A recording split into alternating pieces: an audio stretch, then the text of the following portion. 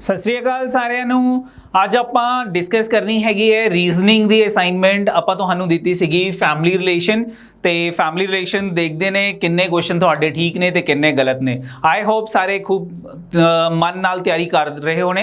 ठीक है, फिर भी जे कोई डाउट होया तो कई बच्चे सानू मैसेज करके क्वेश्चन पूछ लेंदे ने। ठीक है, तो फिर भी आप कमेंट बॉक्स च तुसी अपने क्वेश्चंस या डाउट्स पा सकते हो, मैं उन्हां दा आंसर कर देवांगा। ठीक है, चलो क्वेश्चन नंबर डायरेक्शन दी है। सब तो पहला सानू नैक्सट 5 क्वेश्चन 5 क्वेश्चन ने साडे की है, read the following information and answer these question on the basis of the information provided. चलो ठीक है, फर्स्ट पॉइंट क्या है, फर्स्ट इंफॉर्मेशन क्या है, there is a family of 5 person, 5 बंदे ने family A B C D and E। ठीक है, नेक्स्ट की है, they are working as a doctor, एक डॉक्टर है, टीचर है, ट्रेडर है, लॉयर है एंड एक फार्मर है। Next, B an unmarried teacher is the daughter of A, is the daughter, तो डॉटर मीन कि जो बी है वो कौन है, फीमेल है। और प्रोफेशन क्या है बी का, बी इज अ डॉक्टर। ठीक है, sorry teacher, B is a teacher, B an unmarried teacher, B का प्रोफेशन टीचर है, अनमैरिड है और क्या कहते हैं डॉटर ऑफ ए, ए की ये डॉटर है। ठीक है, तो ए जो है वो फादर भी हो सकते हैं, मदर भी हो सकती है, क्योंकि मुझे ए के सेक्स के बारे में नहीं मालूम कि वो मेल है या फीमेल है। नेक्स्ट पॉइंट क्या मेरे पास, सी इज द हस्बैंड, तो सी मेल हो गया, C is the husband of only married couple, यानी कि इस पूरे उसमें सिर्फ एक ही मैरिड कपल है फैमिली में, और वो कौन है, सी, और सी जो है वो हस्बैंड यानी कि मेल है। ठीक है, C is the husband of the only married couple in the family. ठीक है, ये पॉइंट भी मेरे पास क्लियर हो गया, इससे ऊपर वाले भी पॉइंट मेरे पास क्लियर हो गए। नेक्स्ट क्या है, ए अ फार्मर, यानी कि जो ए है वो कौन है, फार्मर है। इज ए फादर, यानी कि ए जो है वो फादर है यानी कि मेल है। चलो ठीक है, ए का प्रोफेशन भी मुझे पता लग गया। ठीक है, फार्मर, और ये फादर है, किसका फादर है, father of 2 son and an unmarried daughter. ठीक है, तो इसके 2 सन हैं और एक अनमैरिड डॉटर है। अच्छा, एक लाइन हम बीच में छोड़ गए कि E is a lawyer in the lawyer is the brother of C. ठीक है, इसको बाद में कंसीडर कर लेते हैं। ये हमने रीड कर ली, A uh farmer is a father of 2 sons and an unmarried daughter, तो यानी कि ये फादर है ए, और इसकी एक बेटी है, वो कौन है, टीचर बी। ठीक है, और इसके 2 सन है, एक तो सी हो गया जो कि मैरिड कपल के अंदर है। ठीक है, और वो मेल है। ठीक है, दूसरा कौन होगा, दूसरा यहां पे जो हमने लाइन छोड़ी थी, E uh lawyer is the brother of C. ठीक है, ई अ लॉयर, और ये ब्रदर है तो ये मेल हो गया, प्रोफेशन इसका लॉयर हो गया, ब्रदर ऑफ सी, तो सी का ये ब्रदर है। तो अब हमारे पास ई एंड सी दोनों मेल हैं, दोनों ब्रदर हैं, और मुझे इंफॉर्मेशन ए के बारे में यही कहा था कि ए is a father of 2 sun.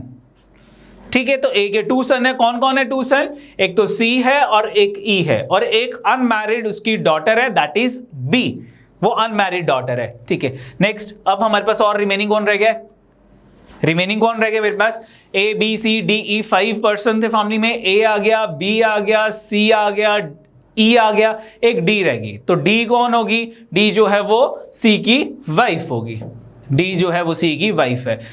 Daughter in law of A, that is D, daughter in law, A की डॉटर इन लॉ कौन है, son's wife, that is D, is a doctor, वो कौन है, डॉक्टर है। तो ठीक है, डी का प्रोफेशन जो है वो डॉक्टर है, ई का प्रोफेशन लॉयर है, बी का प्रोफेशन टीचर है, और ए का प्रोफेशन जो है वो फार्मर है।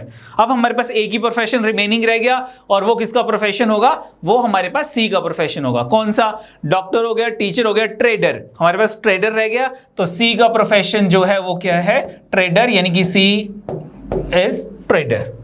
ये हमारा फैमिली ट्री बन गया।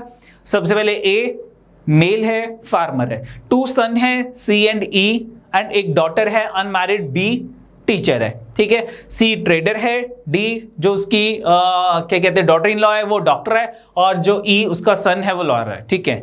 नेक्स्ट क्वेश्चन देखते हैं, question number 1, who is the doctor in the family? Doctor कौन था? Daughter in law, that is D, ठीक है, तो D option is the answer. Question number 1 का आंसर जो है वो क्या है मेरे पास? डी है। Question number 2, which of the following is a group of male members in the family? Male members कौन कौन थे? मेल मेंबर्स में एक तो ए था फादर, उसके 2 सन थे, कौन कौन? एक तो सी था और एक ई था, और बी उसकी डॉटर थी, और डी डॉटर इन लॉ थी, ठीक है। तो ये 3 मेंबर्स जो फैमिली में थे वो कौन थे? ये हमारे पास जो थे वो मेल मेंबर्स थे। तो what is your answer?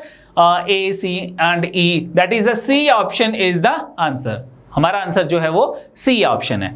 Next देखते हैं question number 3, Which of the following is a group of female members in the family? अब फीमेल कौन थी? एक तो फीमेल डी थी डॉटर इन लॉ, और एक बी थी डॉटर, यानी कि डी एंड बी। तो D and B is the B option. तो क्वेश्चन नंबर 3 का हमारे पास बी ऑप्शन आंसर आ गया, ठीक है। Next question number 4, question number 4 क्या है? Which of the following is the married couple? Married couple कौन था? मैरिड कपल था हमारे पास C and D. C husband था, डी जो थी वो वाइफ थी। तो C and D, that is the D option. Question number 4 is D option, ठीक है। नेक्स्ट देखते हैं क्वेश्चन नंबर 5। क्वेश्चन नंबर 5 है, who is the trader in the family? Trader कौन था? हस्बैंड जो था वो ट्रेडर था, दैट इज सी। तो ट्रेडर इज सी। कौन सी ऑप्शन है? सी ऑप्शन ही आंसर है मेरे पास। तो क्वेश्चन नंबर 5 का हमारे पास सी ऑप्शन आंसर है। क्वेश्चन को करने के लिए 2 to 3 मिनट्स लगे, और 2 to 3 मिनट्स में मैंने उससे रिलेटेड 5 क्वेश्चन जो थे वो कर लिए, ठीक है। तो एग्जाम में अगर मेरे पास सेट ऑफ क्वेश्चंस आते हैं तो वो क्वेश्चन पहले करना चाहिए, ठीक है, क्योंकि 2-3 मिनट्स में 4-5-6 क्वेश्चन हो जाते हैं। नेक्स्ट देखते हैं, नेक्स्ट है हमारे पास डायरेक्शंस गिवन है मुझे। अगेन फॉर नेक्स्ट 5 क्वेश्चंस के लिए डायरेक्शंस गिवन है। क्या है? Study the following information carefully and answer the questions given below, ठीक है। क्वेश्चन है PQRST V and W, ठीक है। हमारे पास कितने पर्सन्स हैं यहाँ पे? P 1 2 3 4 5 6 7 पर्सन्स हैं। PQRSTU नहीं है, V and W are the 7 members of the family, belongs to 3 generation. ध्यान रखना, बिलोंग्स टू 3 जनरेशन, ये इंपॉर्टेंट है। अगर मैं आपको कहता हूं कि क्वेश्चन में मुझे 3 जनरेशन गिवन है, और 3 जनरेशन में अगर मेरे पास 2 मैरिड कपल हैं, तो हम first married couple first generation, second married couple second generation, and third generation में मैरिड कपल कंसीडर नहीं करते, ठीक है, अगर नथिंग इज मेंशन। लेकिन कई बार मुझको ऐसा दे देता है कि फर्स्ट जनरेशन में जो है वो सिर्फ सिंगल ही एक पेरेंट रह गया है हमारे पास, ठीक है। तो in that case married couple, both married couple या तो सेकंड जनरेशन में हो जाएंगे, या एक मैरिड कपल सेकंड में और एक मैरिड कपल थर्ड में भी हो सकता है, ठीक है। It depend question to question. चलो, in this question there are 7 members है फैमिली के अंदर, ठीक है, और इनमें से ये 3 जनरेशन से बिलोंग करते थे। And there are 2 married couple, देखो 2 मैरिड कपल आ गए ना, there are 2 married couples, 1 each of the first and the second generation. यहां पे मुझे स्पेशली कह दिया कि जो मैरिड कपल है वो फर्स्ट जनरेशन या फिर सेकंड जनरेशन से बिलोंग करते हैं। ये ना भी दे रखा हो तब भी मैं ये एजम्पशन ले सकता हूं। नेक्स्ट है, they travel in 3 different cars X, Y and Z। चलो ठीक है, ये 7 मेंबर्स 3 डिफरेंट कार में ट्रेवल कर रहे हैं, या तो X कार है, या Y कार है, या Z कार है, ठीक है। ये 3 कार्स हैं। X में कौन कर रहा है अभी रीड करते हैं, Y में कौन है और Z में कौन है ये चेक करते हैं। 3 हमारे पास कार्स हैं, कौन कौन सी? X, Y and Z। Next क्या है? So that no car has more than 3 members and there is at least 1 female in each car। ये बहुत इंपॉर्टेंट है, 1 फीमेल। हर कार में एटलीस्ट का मतलब क्या हुआ? कम से कम एक फीमेल होगी, ठीक है, यानी कि कोई भी कार विदाउट फीमेल नहीं होगी हमारे पास, at least 1 female member in the car, ठीक है। एंड मेरे पास किसी कार में मोर देन 3 मेंबर्स नहीं होंगे, क्योंकि इसने क्या कहा था, no car has more than 3 members, 3 से ज्यादा मेंबर्स नहीं हो सकते, 3 हो सकते हैं। ठीक है, चलो नेक्स्ट क्या है, 3 members and there is at least 1 female in each car। चलो यहां तक मेरा क्वेश्चन जो है वो हो गया। नेक्स्ट देखते हैं, R who is a granddaughter, यानी कि आर फीमेल है, R who is a granddaughter does not travel with her grandfather and grandmother. ठीक है, यानी कि जो आर है वो ग्रैंड डॉटर यानी कि 3rd जनरेशन से बिलोंग करती है। मैं यहां पे जनरेशन बना लेता हूं, 1st generation, 2nd generation and 3rd generation. ये 3rd जनरेशन में हमारे पास आर है, एक आर, और वो फीमेल है। ठीक है, क्यों? क्योंकि मुझे क्या दे रखा था, R who is a granddaughter, daughter mean वो कौन है, फीमेल है। ठीक है, does not travel with her grandfather and grandmother. ठीक है, यहां तक हमारे पास हो गया। Next, Q travels with his, what do you mean by his, male member, यानी कि क्यू जो है वो कौन है, मेल मेंबर है, ये ध्यान रखना है। Q travel with his father T, यानी कि क्यू एंड टी जो है, क्यू सन है, टी फादर है। ठीक है, फिर से रीड कर लेते हैं, Q travel with his father T in car Y, यानी कि कार वाई में एक तो हमारे पास टी है और एक क्यू है, और क्यू कौन है, मेल मेंबर है, और टी भी मेल मेंबर है, टी जो है वो फादर है। फिर से रीड कर लो, Q travel with his father, his मतलब क्यू इज मेल मेंबर और वो सन है, टी जो है वो फादर है, तो वो भी मेल मेंबर हो गया, और दोनों जो हैं वो वाई कार में ट्रेवल कर रहे हैं। इट मीन जो वाई कार है उसमें 3rd मेंबर जो होगा वो फीमेल होगी। क्यों? क्योंकि इसने कहा था, मुझे कंडीशन दी थी कि देयर आर 2, मुझे कंडीशन क्या दी थी यहां पे, they travel in the 3 different cars so that no car has more than 3 members and there is at least 1 female in each car। तो वाई कार में 2 मेल मेंबर्स आ गए, 3rd मेंबर जो होगा वो फीमेल होगी, और 3 से ज्यादा मेंबर वाई कार के अंदर नहीं बैठ सकते। ठीक है, चलो ठीक है, नेक्स्ट क्या है हमारे पास, अब टी एंड क्यू जो है वो फादर एंड सन है, कि टी फादर है, क्यू सन है। अब ये टी एंड क्यू या तो 1st और 2nd जनरेशन को बिलोंग करेंगे, या फिर 2nd या 3rd जनरेशन को बिलोंग करेंगे। यहां पे गिवन ही है, आगे क्वेश्चन रीड करते हैं फिर चेक करते हैं। नेक्स्ट है मेरे पास, V travel with her, V travel with her, यानी कि वी जो है वो भी फीमेल है। V travel with her granddaughter S, यानी कि वी जो है वो अपनी ग्रैंड डॉटर के साथ ट्रेवल कर रही है, तो वी जो है वो कौन होगी, grandmother of the family, यानी कि V grandmother 1st generation से बिलोंग करती है। सॉरी गलत लिख दिया, वी ठीक है ग्रैंड मदर है, माइनस का साइन डाल दिया मैंने। V travel with her granddaughter S, S जो है वो ग्रैंड डॉटर है, 3rd जनरेशन को बिलोंग करेंगे। अब वी और एस जो है इन कार एक्स, ये दोनों एक्स कार के अंदर ट्रेवल कर रहे हैं। कौन कौन, V and S, V and S both are female, तो फीमेल वाली कंडीशन सेटिस्फाई करेगी। ठीक है, हमारे पास कितने मेंबर्स हो गए, 1 2 3 4। ठीक है, 4 मेंबर्स हमारे पास आ गए, और जो 5th मेंबर वाई कार के अंदर ट्रेवल करेगा वो फीमेल होगी। ठीक है, 5 हो गए, सिर्फ 2 मेंबर्स और रह गए।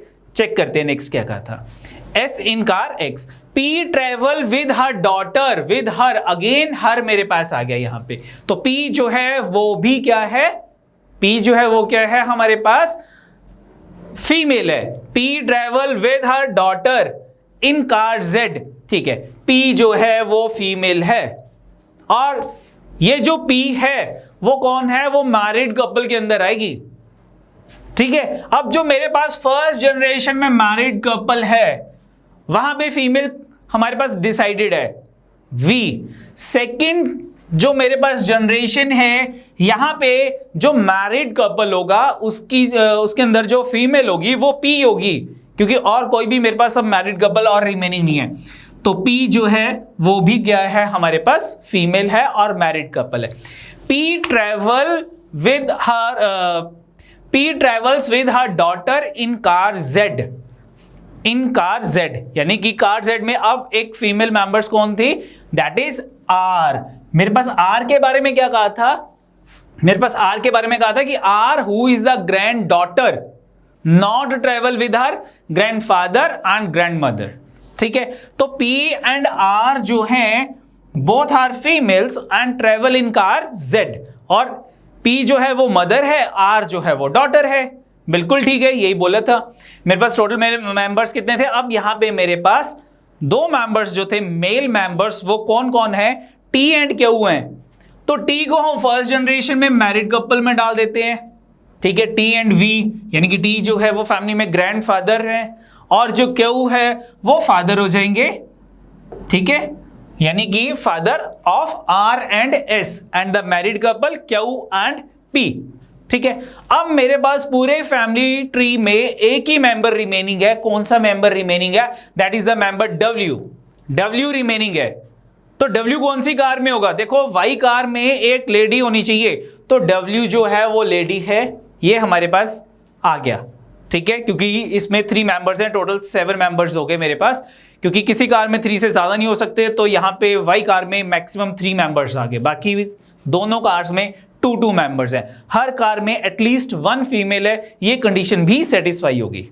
ठीक है, नाउ अब W के बारे में मुझे और क्या गिवन है, पूरी कंडीशन में मुझे कोई नहीं गिवन है। W कौन है, आइदर W जो है बिलोंग्स टू सेकंड जनरेशन से भी बिलोंग कर सकती है, यानी कि daughter of T and V, या फिर W जो है वो हमारे पास थर्ड जनरेशन में भी बिलोंग कर सकती है तो फीमेल है। तो W जो है वो daughter of Q and P भी हो सकती है, क्योंकि W के बारे में मुझको ये चीज गिवन नहीं है कि वो कौन सी जनरेशन से बिलोंग करती है। ठीक है, नेक्स्ट देखते हैं, क्वेश्चन है मेरे पास नेक्स्ट 5 क्वेश्चन। क्वेश्चन नंबर 6 सबसे पहले क्या है, क्वेश्चन नंबर 6 हमारे पास क्वेश्चन है, in which car 3 members are travelling. कौन सी कार में 3 मेंबर्स थे, Y कार में, सिंपल, बी ऑप्शन। ठीक है, नेक्स्ट क्वेश्चन, 7th क्वेश्चन क्या है, 7th क्वेश्चन हमारे पास, 7th क्वेश्चन है हमारे पास, how is W related to P। W जो है वो P का क्या लगती है, W related to P, W एंड P में क्या रिलेशन है। अगर W सेकेंड जनरेशन में है तो रिलेशन डिफरेंट हो जाएगा, और W अगर थर्ड जनरेशन में बिलोंग करेगी तो रिलेशन डिफरेंट हो जाएगा। यानी कि मेरे पास ऑप्शन क्या है, how is W related to P, data inadequate, C option is the answer. Question number 7 का सी ऑप्शन है, डाटा इनएडुकेट। ठीक है, नेक्स्ट देखते हैं question number 8, how many female members are there in the family. Yes, ये चीज हम calculate कर सकते हैं, क्यों, क्योंकि मेरे पास जो है वो फीमेल मेंबर्स का मालूम है कितनी है, एक तो V होगी फीमेल मेंबर, और सेकंड जनरेशन में एक तो P है, मैं W को भी कह सकता हूं, R भी है, S भी है। पूरे फैमिली ट्री में only there are 2 male members T and Q and remaining are female members. ठीक है, तो how many female members are there, there are 5, how many female members are there in the family, there are 5, तो none of these, D option is the answer। ठीक है, next question क्या है, question number 9th, how is S related to T। S and T में क्या relation है, S जो है वो T का क्या लगता है, S and T, S and T, S जो है वो क्या है, वो थर्ड जनरेशन में है, T जो है वो फर्स्ट जनरेशन में है। How is S related to T, S क्या लगता है, ग्रैंड डॉटर, क्योंकि S जो है वो थर्ड जनरेशन को बिलोंग कर रही है, और T जो है वो ग्रैंड फादर है, फर्स्ट जनरेशन को बिलोंग कर रहे हैं। तो हमारे पास आंसर क्या है, granddaughter, A option is the answer. How is S related to T, that is the granddaughter of T। ठीक है, तो question number 10th, Which of the following is one of the married couple। कौन कौन से married couple थे हमारे पास, तो कौन कौन से मैरिड कपल है हमारे पास, कौन कौन से मैरिड कपल थे? फर्स्ट जनरेशन में कौन मैरिड था हमारे पास? फर्स्ट जनरेशन में टी एंड वी मैरिड थे। एक तो married couple T and V है और एक मैरिड कपल क्या पी है, क्या पी। तो कौन सी ऑप्शन आंसर है? टीवी और क्या पी। कौन सी ऑप्शन गिवन थी मुझे? T V and Q P. ना फर्स्ट ऑप्शन ना सेकंड ऑप्शन है, डाटा इनएडिक्वेट भी नहीं है क्योंकि डिफाइंड है, तो none of these, D option is the answer.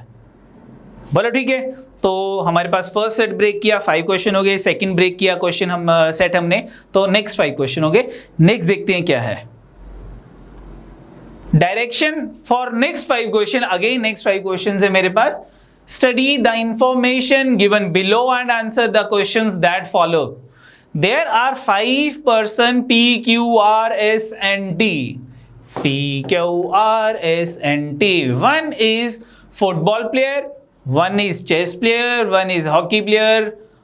P and S are unmarried ladies and do not participate in any game. None of the ladies play chess and football or football. There is a married couple which is the husband. There is a married couple in which T is the husband. Q is the brother of R and is neither a chess player nor a hockey player. ठीक है, करें इसको break. चलो ठीक है, सबसे पहले मुझे क्या दे रखा था? 5 मेंबर्स हैं, कौन कौन? P, Q, R, S and T। चलो नेक्स्ट क्या कहा था इसने? 1 is football player and 1 is chess player and 1 is hockey player. ठीक है, 3 प्लेयर्स हैं, 1 is football,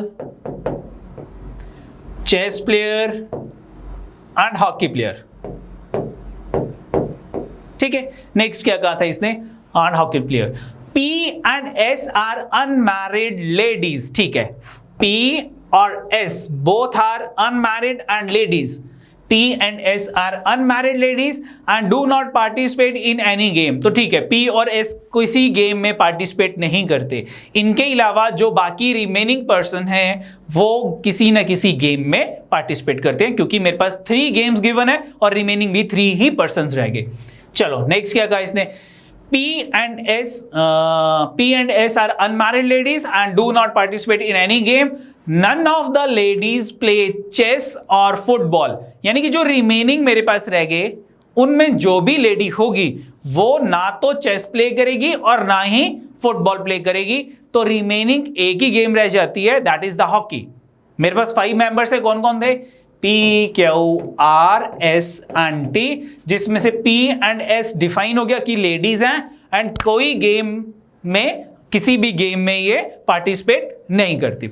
remaining Q, R, T में से जो फीमेल होगी वो ना तो फुटबॉल प्ले करेगी ना चेस प्ले करेगी, वो हॉकी प्लेयर होगी। नेक्स्ट देखते हैं। ठीक है, none of the ladies play chess or football. There is a married couple. ठीक है, अब हमारे पास एक मैरिड कपल है और उस मैरिड कपल में इन विच T इज द हस्बैंड, तो T हमारे पास मेल मेंबर हो गया, T भी एलिमिनेट हो गया। T is the husband and Q is the brother of R, और एक जो Q है वो ब्रदर है, यानी कि वो भी मेल मेंबर है। तो मेरे पास जो कपल था उसमें एक फीमेल रहेगी और रिमेनिंग मेंबर भी एक ही रह गया, कौन? R। बोलो ठीक है, तो R जो है वो फीमेल है और R जो है वो हॉकी प्ले करती है, हॉकी। ठीक है, फिर से रीड कर लेते हैं। T इज द हस्बैंड, ठीक है, Q इज द ब्रदर, ठीक है, Q ब्रदर ऑफ R, ये R का ब्रदर है। ठीक है, and is neither a chess player, यानी कि ये जो Q है ना तो वो चेस प्लेयर है एंड ना है ये हॉकी प्लेयर है, तो ये कौन सा प्लेयर हुआ? फुटबॉल। और T कौन सी गेम प्ले करते हैं? चेस। ब्रेक हो गया। नेक्स्ट क्वेश्चन देखते हैं, that is the question number 11। Who is the football player? कौन है फुटबॉल प्लेयर? कौन है फुटबॉल प्लेयर? जो R का ब्रदर है, Q। तो Q is a football player. What is my answer? Q कौन सी ऑप्शन है मेरे पास? B option is the answer, B option Q। ठीक है, नेक्स्ट क्या है मेरे पास? Who is the hockey player? कौन है हॉकी प्लेयर इनमें से? हॉकी प्लेयर कौन था? R is the hockey player, जो फीमेल थी। ठीक है, तो what is the answer? R is the hockey player, C option is the answer. R is the hockey player, C option, question number 12 C option. Next देखते हैं question number 13, who is the chess player, chess player कौन था, chess player कौन था हमारे पास, T जो था वो चेस प्लेयर था, जो हस्बैंड था वो चेस प्लेयर था मेरे पास, ठीक है। ये देखो टी जो है ये चेस प्लेयर है, ठीक है, husband of R. Next question देखते हैं, हमारे पास नेक्स्ट क्वेश्चन आता है क्वेश्चन नंबर 14। अच्छा, इसमें ऑप्शन नंबर कौन सी आंसर है मेरे पास, B option is the answer, T.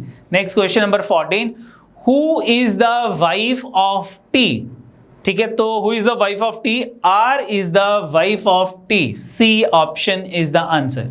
Next देखते हैं question number 15, the three ladies are, अब थ्री लेडीज कौन कौन थी, ठीक है, कौन कौन सी थ्री लेडीज थी हमारे पास, थ्री लेडीज कौन थी, एक तो पी थी, एस थी एंड आर थी, तो P R and S R three ladies, ठीक है, पी आर एस, इसमें P नहीं है, इसमें P R क्यों है, ये भी नहीं है, P R S ये भी नहीं है, इसमें R नहीं है, none of these is the answer।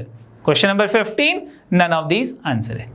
Next देखते हैं, नेक्स्ट सेट क्या है हमारे पास, डायरेक्शन है again for next 5 question, again next 5 question के लिए डायरेक्शन है हमारे पास, read the following information carefully and answer the questions given below it, ठीक है।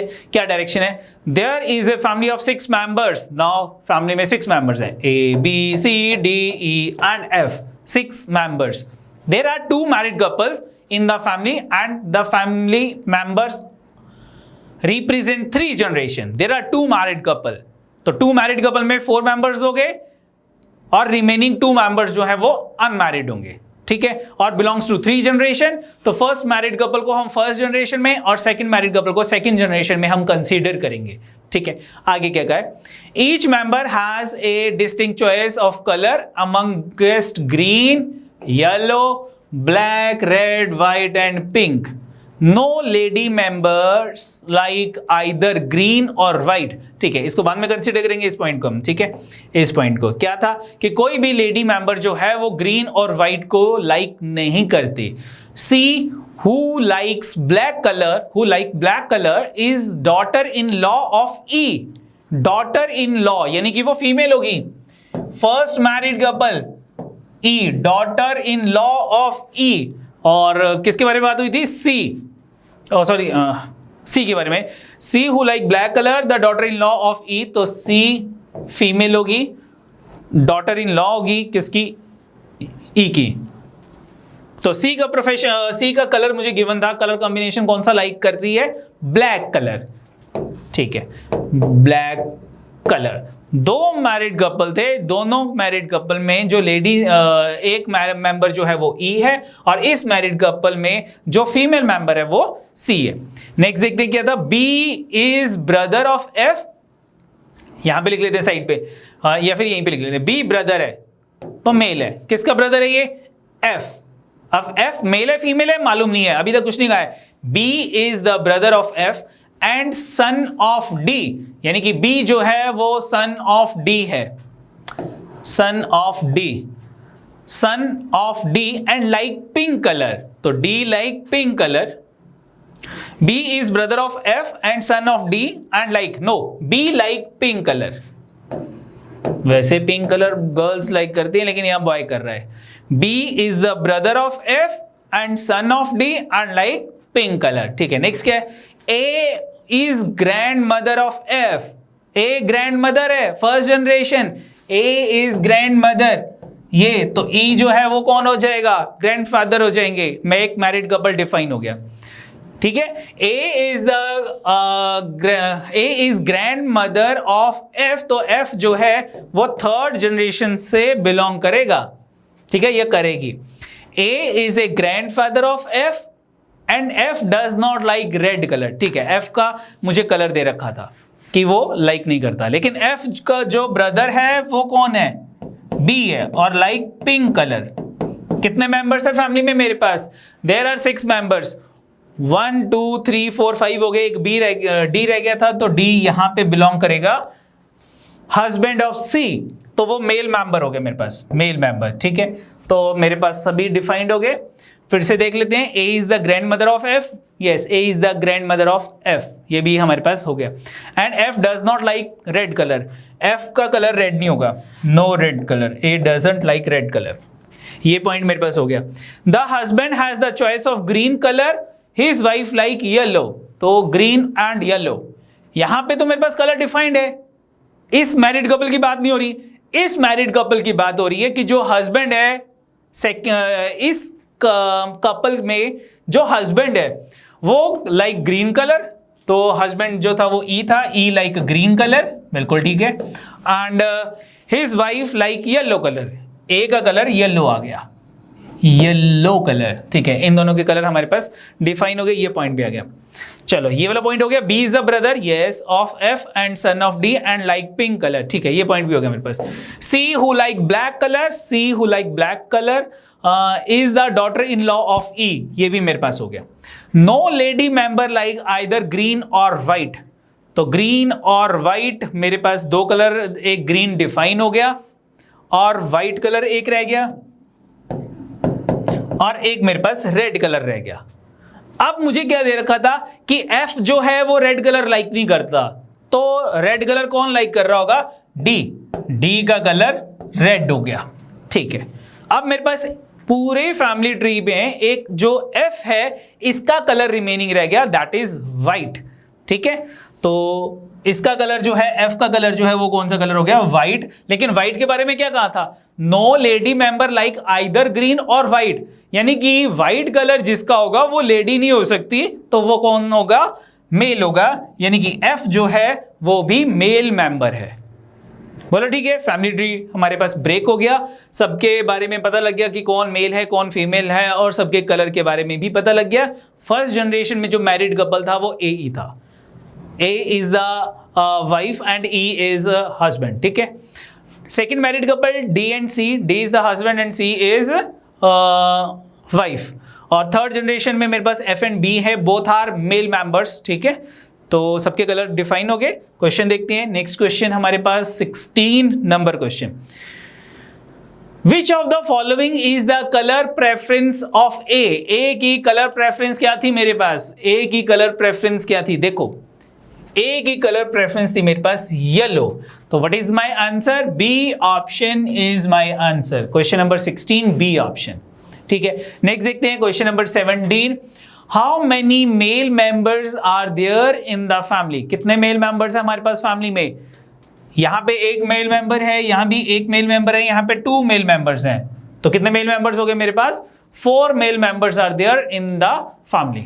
तो how many male members, 4, first option 2, 3 can't determine none of these, तो D option none of these is the answer, question number 17, 4 is the answer, ठीक है। Next देखते हैं question number 18, which of the following is true about F, true about F, तो सबसे पहले F था कौन हमारे पास, F जो था वो थर्ड जनरेशन से बिलोंग कर रहा था, मेल मेंबर था और व्हाइट कलर लाइक करता था, ठीक है। चलो अब देखते हैं, which of the following is true about F, brother of B, sister of B, no, either sister or brother, no, तो कौन था वो, ब्रदर ऑफ B, ठीक है। चेक कर लेते हैं, देखो B and F are both are brothers, ठीक है, तो F जो है वो कौन है, ब्रदर ऑफ B, ठीक है।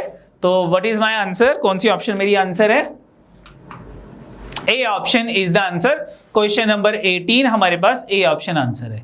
Now question number 19, which of the following is the colour combination of one of the couple, तो जो फर्स्ट कपल था मेरे पास उसका कलर कॉम्बिनेशन क्या था, येलो ग्रीन, ठीक है, और सेकंड का red and black, yellow green, तो what is the answer, check कर लेते हैं, red and yellow, yellow red, green black, या none of these, none of these is the answer, question number 19 none of these. Next देखते हैं question number 20, question number 20 हमारे पास है, which of the following is one of the married couple, तो कौन सा married couple था, AC, CD या none of these. तो कौन सा मैरिड कपल है हमारे पास यहाँ पे? मेरे ख्याल से C and D, B option. Check कर लेते हैं। C and D second generation को बिलोंग कर रहे हैं, ये मैरिड कपल है C एंड D। बोलो ठीक है। तो क्वेश्चन नंबर 20 का आंसर क्या हो गया मेरे पास? Question number 20 is C and D, B option is the answer. बोलो ठीक है। तो ये हमारे पास जो थे ये 20 क्वेश्चंस टोटल थे हमारे पास, ठीक है। तो नेक्स्ट शीट हम देखते हैं। तो ये आज के लिए यही शीट हमारी कंप्लीट होगी। नेक्स्ट शीट है साडे कोल एवरेज, ਤੇ ਐਵਰੇਜ ਦੇਖਦੇ ਨੇ। ਐਵਰੇਜ ਦੀ ਸ਼ੀਟ ਤੁਹਾਨੂੰ ਦਿੱਤੀ ਸੀ ਕਿ ਤੁਸੀਂ ਸਾਰਿਆਂ ਨੇ ਕੀਤੀ ਹੋਣੀ। ਦੇਖਦੇ ਨੇ ਕੁਐਸਚਨਸ ਇਹਨਾਂ ਦੇ। पहला क्वेश्चन है average the average of the marks of a student in 7 subject is 75। 7 subject ਜਿਹੜੇ मार्क्स ने एवरेज मार्क्स ਉਹ ਕਿੰਨੇ ਨੇ? 75 है। 7 सब्जेक्ट ਦਾ टोटल कितना हो जाएगा? 7 सब्जेक्ट ਦਾ टोटल कितना हो जाएगा? Number into average. ਇਹ ਸਾਡੇ ਕੋਲ टोटल आ जाएगा 7 सब्जेक्ट्स ਦਾ टोटल। ਅੱਗੇ ਕੀ ਕਿਹਾ ਇਹਨਾਂ ਨੇ? His average in 6 subjects excluding science is 72। यानी कि 6 सब्जेक्ट्स ਦਾ ਸਾਨੂੰ एवरेज ਦਿੱਤੀ ਹੋਈ ਹੈ 72 ਸਾਇੰਸ ਸਬਜੈਕਟ ਨੂੰ ਛੱਡ ਕੇ, ठीक है। 7 सब्जेक्ट ਦੀ ਸਾਨੂੰ एवरेज ਦਿੱਤੀ ਹੋਈ ਹੈ। How many marks did he get in science? Science कितने मार्क्स होंगे, ठीक है। 7 सब्जेक्ट्स ਦੇ टोटल मार्क्स ਕੱਢ ਲਓ, कितना हो गया? 7 5 35 3 7 7 49 ते 352 आ गए। 525 मार्क्स हो गए ਉਹਦੇ टोटल मार्क्स 7 सब्जेक्टां ਚ। 6 ਚ ਕਿੰਨੇ ਹੋ ਜਾਣਗੇ? 6 2 12 2 1 कैरी 43 4 32 मार्क्स आ जाएंगे। ਜਿਹੜਾ ਇਹਨਾਂ ਦਾ डिफरेंस होएगा that is the marks in the 7 subject that is science subject, ठीक है। तो माइनस कर लो ਇਹਨਾਂ ਨੂੰ, कितना आ गया? 3 ऑप्शन केड़ी है? 3 तो एंड हो रही है सी ऑप्शन या नन ऑफ दीज, ठीक है। 3 2 5 हो गए, 9 3 12 93 मार्क्स, यानी कि सी ऑप्शन। तो साइंस सब्जेक्ट में जो थे वो कितने मार्क्स थे? 93 मार्क्स। 7 सब्जेक्ट्स का टोटल आ गया। टोटल कैसे कैलकुलेट होता है? एवरेज का फॉर्मूला क्या लिखा था हमने? Average is equal to sum divided by number. तो सम कैसे कैलकुलेट होगा? Average into number. ये एवरेज थी, ये नंबर था, मल्टीप्लाई किया, मेरे पास 7 सब्जेक्ट्स का टोटल आ गया। सिमिलरली मेरे पास सिर्फ 6 सब्जेक्ट्स का टोटल आ गया, दोनों को माइनस किया, हमारे पास जो थे वो 7 सब्जेक्ट यानी कि साइंस सब्जेक्ट के मार्क्स कैलकुलेट हो गए। नेक्स्ट देखते हैं question number 2। The average age of 30 students of a class is 12 years। हमें 30 स्टूडेंट्स की एवरेज एज दे रखी है 12 इयर्स, ठीक है। अगर मैं इस 30 को इस 12 से मल्टीप्लाई करूंगा तो मेरे पास इन 30 स्टूडेंट्स की टोटल एज आ जाएगी, ठीक है। फिर से देख लेते हैं क्वेश्चन क्या लिखा हुआ है। The average age of 30 students, number हमारे पास 30 है, of A class is 12 years, और एज जो है वो एवरेज एज जो है वो 12 है। दोनों को मल्टीप्लाई किया, मेरे पास आ गया 360, यानी कि 30 स्टूडेंट्स की टोटल एज 360 आ गई। नेक्स्ट क्या कहा था? The average of A group of 5 of the students, और 5 स्टूडेंट्स की हमें जो एवरेज है वो 10 ईयर्स दे रखी है। 5 स्टूडेंट्स की जो एवरेज है वो 10 दे रखी है। And that of the another group of 5 of them is 14, और अदर 5 स्टूडेंट की जो हमारे पास एवरेज दे रखी है वो 14 ईयर्स दे रखी है, 14 years. What is the average age of the remaining students? Remaining students की एवरेज कितनी हो जाएगी, ठीक है। कंबाइंड एवरेज का फॉर्मूला एप्लीकेबल हो जाएगा यहाँ पे, ठीक है। मेरे पास टोटल 30 है और 5 स्टूडेंट्स की एवरेज 10 है, नेक्स्ट 5 की जो है वो 14 है, रिमेनिंग स्टूडेंट्स कितने रह जाएंगे? रिमेनिंग स्टूडेंट 20 रह जाएंगे, और इनकी एवरेज कितनी होगी वो कैलकुलेट कर लेते हैं, ठीक है। या फिर इन दोनों को मल्टीप्लाई किया, दैट इज द टोटल सम 360 होना चाहिए। इन दोनों को मल्टीप्लाई किया, 10 इंटू 5 50 आ गया, इनको मल्टीप्लाई किया 14 इंटू 5 70 आ गया, और इनका टोटल कितना होगा? इन दोनों को प्लस कर लेते हैं, 360 में से माइनस कर लेंगे। तो कितना हो गया, 7 5 12, 120 माइनस करो कितना हो गया 240। यानी कि जो रिमेनिंग 20 स्टूडेंट्स रह गए उनकी जो टोटल एज होगी वो 240 होगी। तो what is the average? Average is equal to 240 sum divided by number, तो that is equal to 12 years. तो क्वेश्चन नंबर 2 का हमारे पास आंसर क्या है? C option 12 years. ठीक है, कंबाइंड एवरेज से कैसे करना था इसको? कंबाइंड एवरेज का क्या फॉर्मूला लिखवाया था हमने?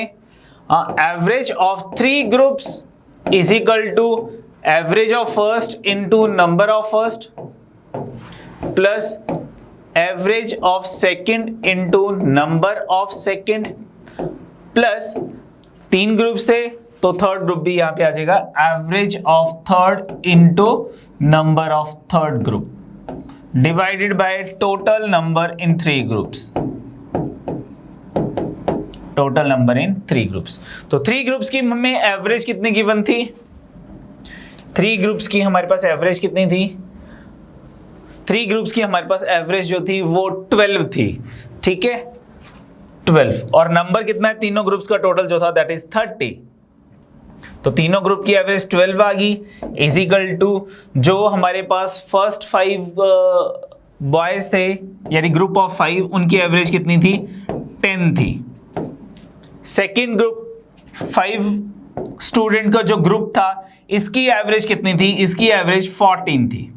प्लस जो थर्ड ग्रुप है उसमें रिमेनिंग पर्संस कितने रह गए? टोटल हमारे पास 30 थे, 5 + 5 10, रिमेनिंग कितने रह गए? 20 रह गए डिवाइडेड बाय होल 30। इसको सॉल्व कर लो, आपके पास A3 की वैल्यू कैलकुलेट हो जाएगी और A3 की वैल्यू कितनी आ गई थी? हमारे पास 12 आ गई थी। यानी कि हमारे पास C option is the answer. जो सी ऑप्शन है वो हमारा आंसर हो जाएगा। ठीक है, नेक्स्ट देखते हैं next question. Question number 3, the average of 7 consecutive odd numbers if the smallest of those numbers denoted by A is। मुझे 7 consecutive numbers की एवरेज कैलकुलेट करनी है और उन 7 consecutive numbers में से जो सबसे smaller consecutive odd numbers, sorry मेरे the average of 7 consecutive odd numbers, एक तो consecutive है और वो odd numbers हैं। ठीक है, उनकी एवरेज कैलकुलेट करनी है और उन सभी कॉन्सिक्यूटिव ऑड नंबर में से जो स्मॉलेस्ट नंबर है वो ए से डिनोटेड है। ठीक है, तो ऐसे करते हैं, ए को हम लेट कर लेते हैं, let A is equal to 1। A को मैंने 1 लेट कर लिया। अब मेरे पास फर्स्ट नंबर 1 हो गया, अगला 3 हो गया, 1 3 5 7 9 11 13, कितने नंबर्स हो गए मेरे पास? 1 2 3 4 5 6 7, मेरे पास 7 नंबर्स आ गए ना। मुझे इन नंबर्स की एवरेज कैलकुलेट करनी है कि इन नंबर्स की एवरेज क्या होगी। अब मैंने कॉन्जिक्यूटिव नंबर्स की एवरेज के लिए क्या बताया था, या फिर मैंने कहा था कि अगर मेरे पास नंबर्स गिवन है और उनमें गैप सेम है, तो अगर गैप सेम होता है तो एवरेज क्या होती है? Average is the first number plus last number divided by 2। 1 + 13 divided by 2 that is equal to 14/2 is equal to 7। मेरे पास एवरेज 7 आ जाएगी। वैसे भी अगर कॉन्सिक्यूटिव नंबर्स हैं तो एवरेज हमेशा मिडिल नंबर होती है।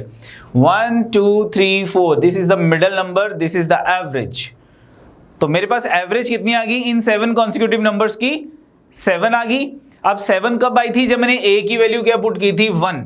4 ऑप्शन में ए की वैल्यू 1 पुट करके जो ऑप्शन मुझे 7 देके जाएगी दैट इज द आंसर। ठीक है, नाउ इन दिस केस यहां पे 1 पुट करते हैं 7 नहीं आता, यहां 1 पुट करते हैं 7 नहीं आता। अगर मैं यहां 1 पुट करता हूं तो 7 आ जाता है, और मैं अगर यहां भी 1 पुट करता हूं तो 7 आ जाता है। यानी कि 2 ऑप्शन मेरी सेटिस्फाई कर रही हैं। अपने नंबर्स चेंज कर दो। नंबर्स चेंज करने का मतलब है मैं फर्स्ट कॉन्सिक्यूटिव नंबर में से जो ए की वैल्यू है मैंने 1 ली थी, अब मैं ए की वैल्यू 3 लेट कर लेता हूं तो मेरी एवरेज क्या हो जाएगी? ठीक है, ए की वैल्यू मैं 3 लेट कर रहा हूं, इसको इरेज कर रहा हूं। मैंने ए की वैल्यू 3 लेट कर ली कि let A is equal to 3। अब मेरे 7 कॉन्सिक्यूटिव नंबर्स कौन से होंगे? 3 5 7, 9, 11, 13 and 15. 1, 2, 3, 4, 5, 6, 7. नाउ एवरेज क्या होगी? Average is the middle number 9, या फिर first plus last divided by 2, 3 plus 15 divided by 2, 18 upon 2 is 9. यानी कि जो मेरे पास 2 ऑप्शन सेटिस्फाई कर रही थी, सिर्फ अब मुझे वही 2 ऑप्शंस चेक करनी है कि उन 2 ऑप्शन में a की वैल्यू 3 पुट करके 9 कहां बनेगा. अगर मैं a की वैल्यू यहां 3 पुट करता हूं तो ये 9 नहीं आएगा, यानी कि ये ऑप्शन मेरा आंसर नहीं होगा. ठीक है, ये तो पहले ही कट हो गया था, ये भी पहले कट हो गया था. यहां a की वैल्यू 3 पुट करता हूं तो मेरे पास 9 आ जाएगा. तो C option is the answer. ठीक है, नेक्स्ट देखते हैं question number 4. The average income of WXY is 24,000 per month. हमारे पास 3 पर्सन्स हैं WXY, इनकी एवरेज इनकम दे रखी है, तो इनकी टोटल इनकम कितनी हो जाएगी? W plus X plus Y is equal to 24,000 into 3, क्योंकि 3 पर्सन्स हैं. एवरेज क्या होता है? इन तीनों का सम divided bye 3, that is the average. तो 24 को 3 से मल्टीप्लाई कर लो,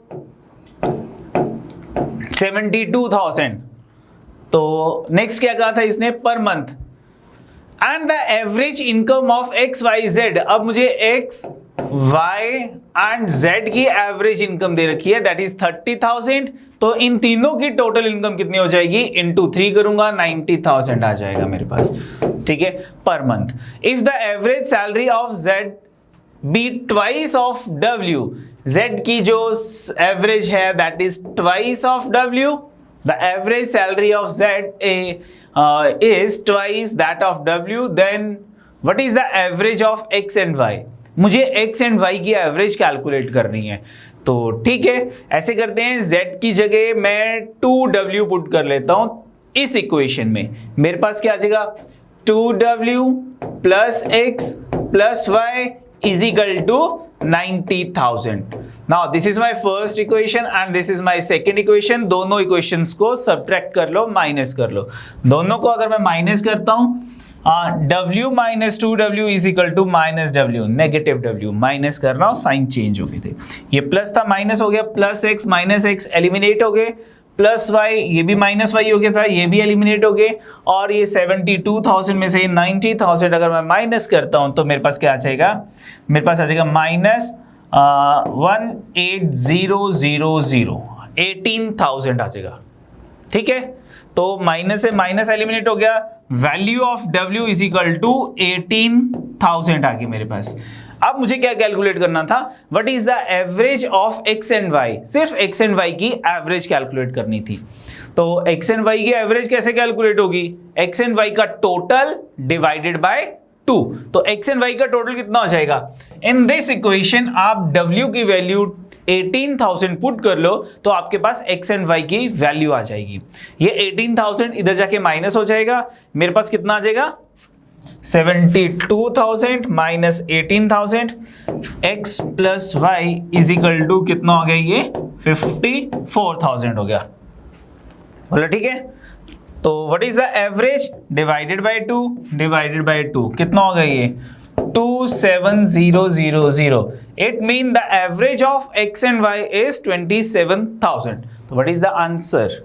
option C option is the answer, 27,000. ठीक है, नेक्स्ट देखते हैं क्वेश्चन नंबर 5.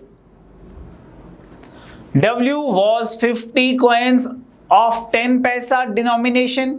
चलो ठीक है, W के पास जो है वो 50 कॉइन्स हैं, यानी कि नंबर ऑफ कॉइन्स 50 है और इनकी डिनोमिनेशन यानी कि मनी वैल्यू कितनी है? 10 पैसा. W के बाद while X has 10 coins, X के पास number of coins 10 है और 10 coins of 50 पैसा, डिनोमिनेशन 50 पैसा है. और उसके बाद and Y has 20 coins of 25 पैसा, Y has 20 coins of 25 पैसा, 20 coins of 25 पैसा, denomination while Z has 25 coins, 25 coins of 20 पैसा, denomination. The average number of पैसा पर पर्सन, ठीक है, एवरेज नंबर ऑफ पैसा पर पर्सन, तो एवरेज कैलकुलेट करनी है, अगेन कंबाइंड एवरेज का फॉर्मूला लग जाएगा, तो ये मनी वैल्यू कैलकुलेट कर लो, ये मनी वैल्यू कैलकुलेट कर लो, सबकी मनी वैल्यू कैलकुलेट करके divided by total number of, क्या करना है मुझको, कॉइन्स कर देना है। तो कितना हो गया मेरे पास, 10 into 50 इज 500, मनी वैल्यू 500 पैसाज, ठीक है, मतलब मेरे पास दोनों को मल्टीप्लाई किया 500 पैसा, तो that is equal to 5 rupees. तो पैसाज में लिख देते हैं क्योंकि ऑप्शंस जो है वो पैसाज में गिवन है मेरे को। नेक्स्ट है मेरे पास x के लिए कितना हो गया, 10 into 50 is 500, 25 into 2 is 500 and 25 into 20 is 500। तो मेरे पास जो एवरेज है वो भी 500 आ जाएगी, ठीक है। अगर हर एक वैल्यू जो है वो इक्वल आ गई मेरे पास, तो मैं अब सबको प्लस करूंगा, 500 प्लस 500 प्लस 500 प्लस 500, 4 वैल्यूज हैं, डिवाइडेड बाय 4 करूंगा तो मेरे पास 500 ही आ जाएगा। तो B option is the answer, ठीक है। Question number 5, B option is the answer, ठीक है। नेक्स्ट देखते हैं question number 6। The average age of boys is twice the number of girls, ठीक है। जो बॉयज की एवरेज है, बॉयज की जो एवरेज एज है वो किसके इक्वल है, नंबर ऑफ गर्ल्स के इक्वल है, नंबर ऑफ गर्ल्स के इक्वल है। The average as boys is twice the number of girls in a class if the ratio of boys and girls in the class of 36, total बच्चे 36 हैं और जो average है that is ratio है वो कितनी है, 5:1, ये मुझे दे रखी है, ठीक है। The ratio of boys and girls, अगर बॉयज 5 हैं तो गर्ल्स 1 हैं, तो इन दोनों को प्लस किया, मेरे पास कितना आ गया, 6 आ गया। 5 और 1 को प्लस किया, 6 आ गया। अब इस 6 को 36 बनाने के लिए मैं किससे मल्टीप्लाई करूंगा, मैं 6 से मल्टीप्लाई करूंगा। तो मैं अपनी इस रेशियो को भी 6 से मल्टीप्लाई कर लेता हूं।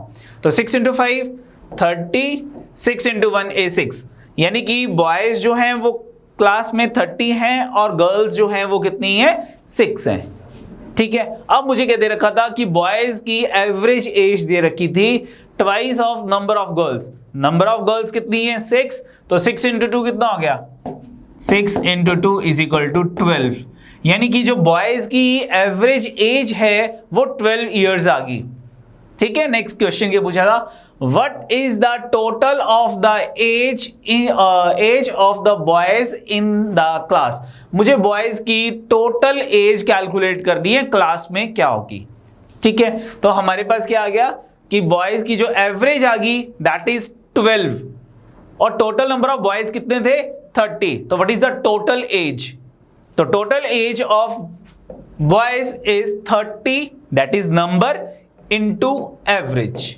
एवरेज कितनी है 12, दोनों को मल्टीप्लाई किया कितना आ गया 360, यानी कि D option is the answer, ठीक है। नेक्स्ट देखते हैं question number 7। The average of 50 numbers is 38, मुझे 50 नंबर्स की एवरेज दे रखी है 38। If 2 numbers namely 45 and 55 are discarded, discarded का मतलब है उसको ग्रुप से बाहर निकाल दो, ठीक है। Then what is the average of remaining numbers, तो रिमेनिंग नंबर्स की एवरेज क्या होगी, ठीक है। तो सबसे पहले हम टोटल ऑफ 50 नंबर्स कैलकुलेट करते हैं कि टोटल सम कितना हो जाएगा, total sum is equal to number into average 38, तो 38 को 50 से मल्टीप्लाई करना है, कितना हो जाएगा, मेरे पास 0 आ गई। अब 38 को 5 से मल्टीप्लाई करो, तो 38 को 5 से कैसे मल्टीप्लाई करते हैं, इनटू 10 डिवाइडेड बाय 2, तो 38 को 10 से मल्टीप्लाई किया 380, 380 का हाफ कितना हो गया 190, ठीक है। तो मेरे पास कितना आ गया 1900 is the sum of 50 numbers. अब इसमें से मैंने 2 नंबर्स जो थे वो ग्रुप से निकाल दिए, तो what is the new sum, new sum कितना आ गया 1900 में से हमने एक तो 45 माइनस कर लिया, एक 55 माइनस कर लिया, 45 माइनस 55, तो टोटल 100 माइनस हो गया, रिमेनिंग कितना रह गया मेरे पास 1800। Now what is the average, what is new average? New average is equal to जो भी मेरे पास न्यू सम आया है 1800 डिवाइडेड बाय नंबर। अब नंबर कितना हो जाएगा? पहले मेरे पास नंबर कितना था? पहले मेरे पास नंबर थे 50 नंबर्स थे, अब 2 नंबर्स कम हो गए तो मेरे पास कितने रह गए 48। डिवाइड कर लो, आपका आंसर आ जाएगा। ठीक है, कितना हो जाएगा 1800 को अगर मैं 48 से डिवाइड करूंगा, 6 3 का 0 का 0 का 6 8 का 48, 4 पे कटिंग कर लेते हैं, 4 7 का 28, 4 5 का 4 2 का 75 अपॉन 2 यानी कि 37.5 बराबर। ठीक है, तो यानी कि C option is the answer. Then next question, question number 8। Question है हमारे पास, Pawan get 40 marks out of 50 in computer science. Computer science में कितने मार्क्स हैं 40, कितने में से 50 में से, ये टोटल मार्क्स हैं 50 और उसमें से मेरे पास 40 मार्क्स आए उसके कंप्यूटर साइंस में। नेक्स्ट क्या दे रखा था 70 out of 100, 70 marks out of 100 in manufacturing science and 142 out of 150 in professional communication. What is the average marks of Pawan in percentage in all the 3 subjects? तो percent निकालना है, बचपन से निकालते आए अपने मार्क्स की परसेंटेज कैसे निकलती हैं, इनको प्लस किया इनको प्लस किया, जो भी ये टोटल आएगा डिवाइडेड बाय दिस इनटू 100, हमारे पास परसेंटेज आ जाएगी। ठीक है, तो कितना टोटल हो गया सिंपली 221 प्लस 4 25, ये कितना टोटल हो गया मेरे पास 50, 200 प्लस 3 300 आ गया। What is the average 252 marks out of 300, तो एवरेज क्या हो जाती थी, कितनी परसेंट मार्क्स हो गए 3 8 का 24, 3 4 का 12, 84% मार्क्स आ जाएंगे हमारे पास। A option is the answer. ठीक है, नेक्स्ट देखते हैं क्वेश्चन नंबर 9। 9 क्या है, the average age of 30 student is 9 years. If the age of their teacher is included, it becomes 10 years. The age of the teacher is, मुझे age of teacher calculate करनी है, तो 9 students की average, the average age of 30 students की average कितनी दे रखी थी मुझको 9 दे रखी थी, तो average into number is equal to sum आ गया मेरे पास 270। ठीक है, नाउ अगर टीचर इंक्लूड कर लेते हैं तो टोटल नंबर मेरे पास 31 हो जाएगा एंड एवरेज कितनी हो जाएगी मेरे पास, एवरेज मेरे पास 10 आ गई। तो व्हाट इज द सम, अब सम कितना हो जाएगा मेरे पास, दोनों को मल्टीप्लाई किया 310 हो गया, जो डिफरेंस होगा that is the age of the teacher. Age of teacher is equal to sum of 31 numbers, यानी कि इन 31 नंबर्स का sum including teacher minus sum of the total sum of the ages of the only students. ये students की age का sum था 270, इसको minus कर लेते हैं, मेरे पास 40 आ जाएगा, that is the age of the teacher. D option is the answer. ठीक है, नेक्स्ट देखते हैं क्वेश्चन। क्वेश्चन नंबर 10 आता है मेरे पास, the average length of first 3 finger is 3 inches. ठीक है, and the average length of the other 2 finger that is the thumb and index finger is 2.8। तो थंब प्लस इंडेक्स फिंगर की जो average दे रखी है वो 2.8 है, तो थंब और इंडेक्स फिंगर का टोटल कितना हो जाएगा 2.8 इंटू 2, एवरेज से इंटू 2 कर लिया, कितना हो गया 5.6। The length of the index finger is 3 inches, index finger की लेंथ 3 इंचेस थी। Then what is the length of the thumb, thumb की लेंथ कितनी होगी, ये 3 उधर जाके माइनस हो गया, तो थंब की हमारे पास जो लेंथ है वो 5.6 माइनस 3 यानी कि 2.6 इंचेस आ गया। B option is the answer. ये जो फर्स्ट लाइन मुझे दे रखी है, the average length of the the average length of the first 3 finger is 3 inches, ये इररेलेवेंट थी, इसकी कोई ज़रूरत नहीं थी मुझको, ठीक है। हमें थंब की और इंडेक्स फिंगर की एवरेज गिवन थी, मैंने टोटल निकाल लिया, उसमें से मैंने इंडेक्स फिंगर की लेंथ माइनस कर ली, थंब की लेंथ कैलकुलेट होगी, ठीक है। नेक्स्ट देखते हैं question number 11. The average weight of 29 student is 28 kg. 29 students का जो एवरेज है वो 28 kg दे रखा है। By the admission of a new student, the average weight is reduced to 27.8. अब हमारे पास एक नया बच्चा आ गया और एवरेज वेट कितना हो गया 27.8. What is the weight of the new student? तो यहां टोटल निकाल लो, यहां टोटल निकाल लो, दोनों का difference is the weight of the new student, जैसे कि टीचर वाला किया था हमने। तो कितना हो गया मेरे पास 29 स्टूडेंट का एवरेज वेट कितना है 28, तो सम कितना हो गया 29 स्टूडेंट का, sum is equal to 29 into 28। Now a new student, तो मेरे पास अब नंबर कितना हो गया, पहले 29 नंबर थे, अब 30 स्टूडेंट्स हो गए और एवरेज वेट कितना हो गया 27.8। ये मेरे पास एवरेज एवरेज आ जाएगी, ठीक है। तो दोनों को मल्टीप्लाई करो और माइनस करो, दैट इज माय आंसर। तो कितना आ गया मल्टीप्लाई करके 29 इंटू 28, 727 into 18 और 16,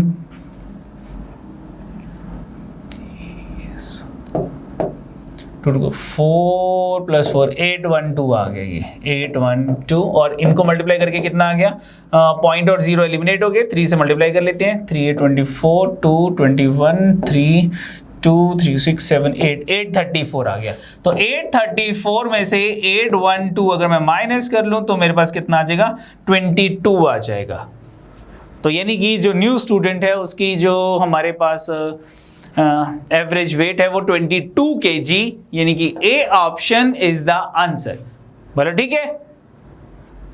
क्या किया हमने, सबसे पहले नंबर को एवरेज से मल्टीप्लाई कर लिया, सेकंड टाइम भी मेरे पास नंबर 30 हो गया और एवरेज मुझे गिवन थी 27.8, इनको मल्टीप्लाई कर लिया, दोनों को माइनस किया, 22 आ गया, that is the weight of new student.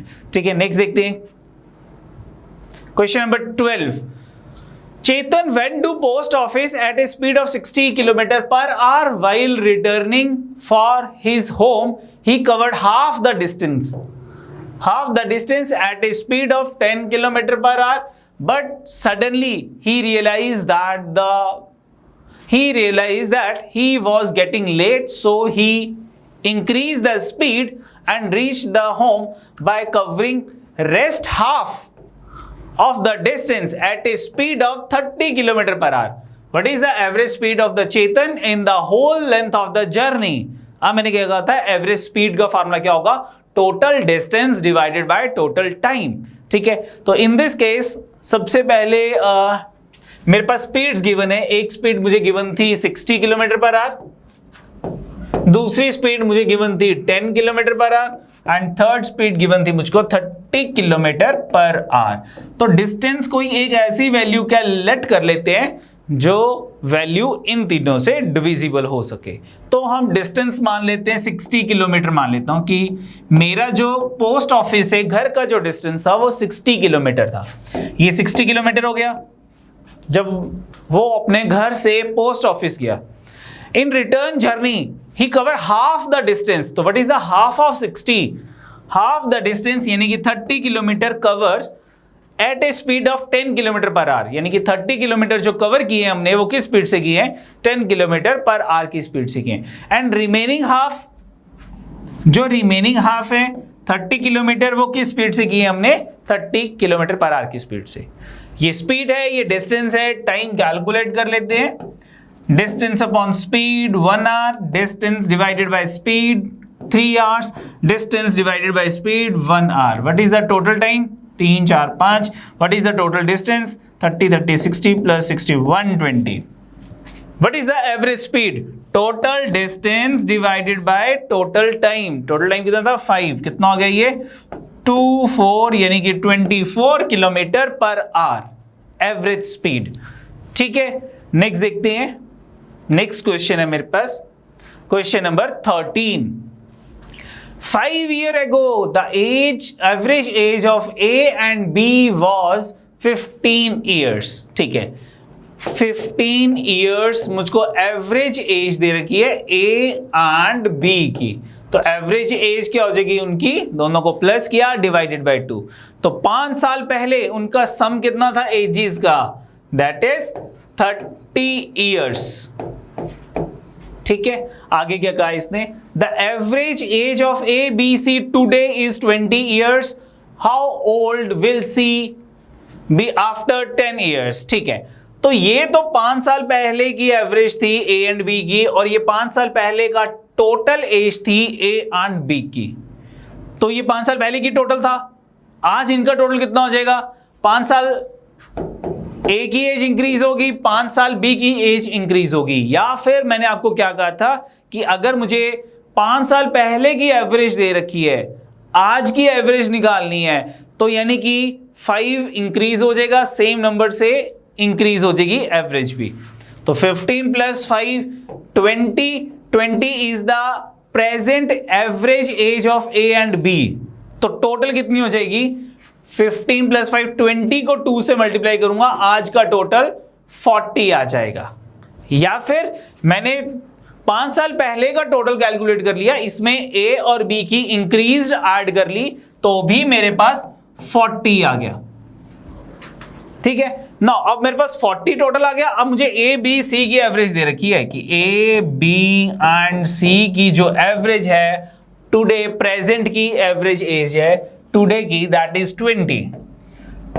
बोलो ठीक है, तो इनकी टोटल एज कितनी हो जाएगी A B एंड C की, 20 इंटू 3 से मल्टीप्लाई हो जाएगा क्योंकि 3 पर्सन्स हैं, तो दैट इज टोटल कितना आ गया इनका टोटल 60 आ गया। ये A B C का टोटल है, ये A एंड B का टोटल है। What is the age of C? C की एज कितनी आ जाएगी, age of C, present age of C is 20 years, दोनों को माइनस कर लिया मैंने, 20 years आ गई। अब क्या कैलकुलेट करना था मुझको, how old will C be after 10 years? आज C की एज 20 है, 10 सालों के बाद कितनी हो जाएगी, 30 years, यानी कि C option is the answer. तो question number 13 is C option. ठीक है, नेक्स्ट देखते हैं question number 14। The average salary per month of 30 employees in a company is 2000। 30 employees की जो एवरेज है वो 2000 गिवन है मुझको। ठीक है, आगे if the manager salary is added, manager salary is added, the average salary increases to 2150। अब मेरे पास टोटल कितने एम्प्लॉइज हो गए 31, और एवरेज कितनी होगी 2150। What is the salary of the manager? Again same question, दोनों को मल्टीप्लाई किया, ये 30 एम्प्लॉइज की टोटल सैलरी आ गई, इन दोनों को मल्टीप्लाई किया, ये 31 एम्प्लॉइज की टोटल सैलरी आ गई इंक्लूडिंग मैनेजर, दोनों को माइनस करेंगे, that is the salary of the manager, वो मैनेजर की सैलरी हो जाएगी। ठीक है, तो मल्टीप्लाई कर लेते हैं, 30 को 2000 से मल्टीप्लाई किया, 0 0 0 0 3 2 का 6 आ गया, 60,000। 31 को मल्टीप्लाई किया 2150 से, तो जीरोस तो एज इट इज आ गई, रिमेनिंग रह गया 215 इंटू 31, तो मल्टीप्लाई करते हैं, 5 into 5 1 is 5, 1 into 1 5 15, 15 plus 1 16, 6 1 carry, then 2 into 1 2 plus 3 5 plus 1 6, then 3 into 2 is 6, 6 6 6 5, 6 6 6 5, दोनों को माइनस करते हैं, 6650 is the salary of manager। कितना आ गया 6650, that is D option is the answer. Question number 14 D option answer है। नेक्स्ट देखते हैं नेक्स्ट क्वेश्चन, क्वेश्चन नंबर 15।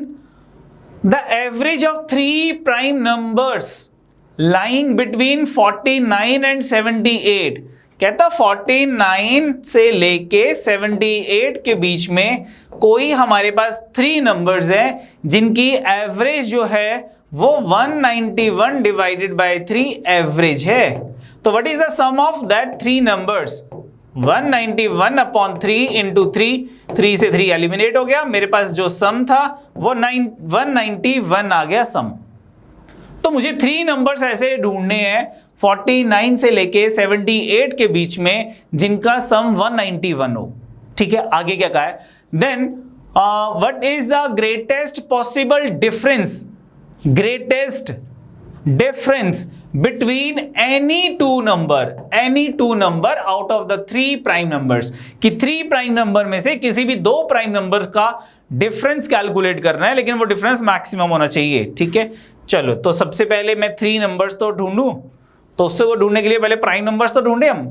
तो 48 के बाद कौन कौन से प्राइम नंबर्स हैं अप टू 78, 49 के बाद 49 नहीं है, 50 नहीं है, 51 नहीं है, 52 नहीं है, 53 आ गया, 54, 55, 56, 57, 58, नेक्स्ट 59 आ गया, 60 नहीं है, 61 आ गया, 62, 63, 64, 65, 66, नेक्स्ट 67 आ गया, 68 नहीं है, 69 नहीं है, 70 नहीं है, 71 आ गया, 72 नहीं है, 73 आ गया, 74 नहीं है, 75 नहीं है, 76 नहीं है, 77 नहीं है, 78 नहीं है। तो कितने प्राइम नंबर्स हो गए, 1 2 3 4 5 प्राइम नंबर्स आ गए। अब इनमें से कौन कौन से 3 प्राइम नंबर्स हैं जिनका टोटल 191 होगा। तो अगर मैं फर्स्ट नंबर लेता हूं 53, 7 7 7 53 एंड 7 67, 6 5 11 और 120 हो गया, 120 120 एंड 71 1। ठीक है, एक नंबर तो मेरे पास ये बन गया, 53 67 and 71, these 3 numbers, इनका सम 191 होगा। कैलकुलेट कर लो, 7 3 10 और 11 1, 7 7 14 और 5 19। ठीक है, और कोई पेयर बनता है क्या इसमें? 9 10 11 11, यस, एक और पेयर बन गया मेरे पास यहाँ पे 59 61 एंड 71, इनका सम भी 191 है। ठीक है, और कोई पेयर नहीं बन रहा, मेरे पास 2 पेयर्स आ गए। अब इस पेयर में इनका सम 191 है, इस पेयर में मैक्सिमम पॉसिबल डिफरेंस किसका होगा, highest and the lowest number का मैक्सिमम पॉसिबल डिफरेंस होगा। तो ठीक है, कितना डिफरेंस है 53 एंड 71 में, 63 73 20 माइनस 18, डिफरेंस 18 है। यहाँ पे मैक्सिमम डिफरेंस, यहाँ पे मैक्सिमम डिफरेंस कितना है, greatest and smallest number, greatest 71, smallest 59, difference कितना हो गया 12। तो maximum possible difference is 18 not 12, 12 maximum नहीं है। तो what is the answer, 18 is the answer, C option is the answer. Maximum possible difference, 2 options बन रही थी, either these 3 numbers either these 3 numbers. इसमें मैक्सिमम डिफरेंस 18, इसमें मैक्सिमम डिफरेंस 12, लेकिन maximum possible difference 18 को कंसीडर करेंगे, 12 को रिजेक्ट कर देंगे। सी ऑप्शन हमारा आंसर हो जाएगा क्वेश्चन नंबर 15 का। नेक्स्ट देखते हैं question number 16, the average score of Ponting after 48 inning is 48।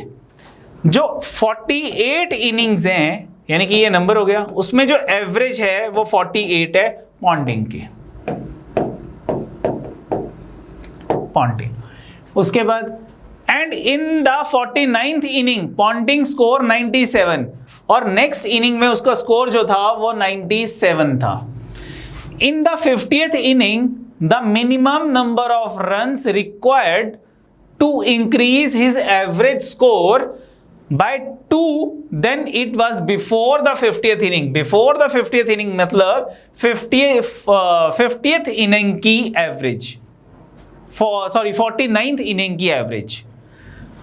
क्या कहा इसने, the minimum number off score चाहिए कि 50th इनिंग में मिनिमम वो कितना स्कोर करे, मिनिमम वो कितना स्कोर करे ताकि the average increases by 2, average हमारी 2 से इंक्रीज कर जानी चाहिए।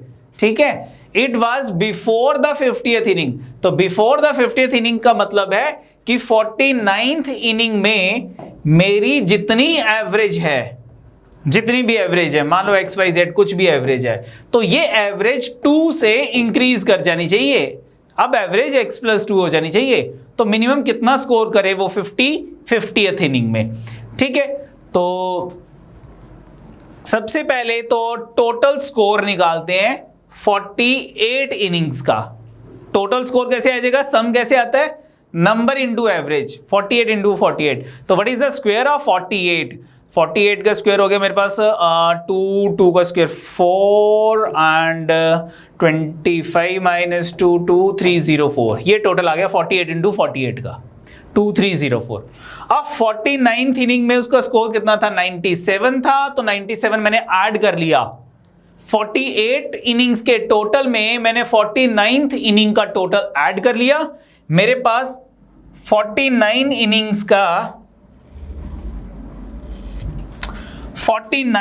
इनिंग्स का टोटल स्कोर आ गया। कितना हो गया, 97 में 4 ऐड किए 2401। ठीक है, 2401 आ गया।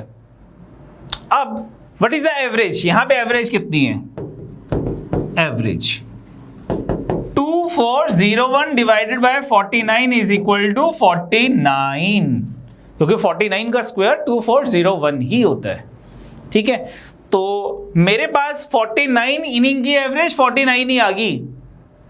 अब 50th इनिंग में या 50th इनिंग के बाद मेरी एवरेज कितनी हो जानी चाहिए, 2 इंक्रीज कर जानी चाहिए।